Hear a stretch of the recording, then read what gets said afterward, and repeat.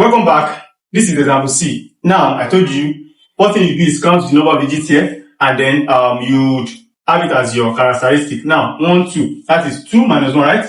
2 minus 1, which gives us 1. So, you know it is 1 point. Now, in our rules, we have this to be rule number 3, which is the power here is what you multiply what you get. I mean, the answer you have after you have done your logarithm with. Now, when we do the logarithm of this, the answer we get, let's say it is x, you multiply it by 5, which is this power here. You get this index. Alright, now let's see. The log of this is log of 50.64 is 50 under 6 difference 4, right? Now 50 under 6 gives us, let's take our logarithm table.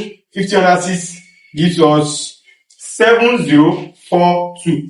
Difference 4 gives us 3. And then you do your addition. 3 plus 2, 5. Then you have this to be 407. That is 0.7045. 0.7045. Now, just go straight to the point, which is what? Times 5.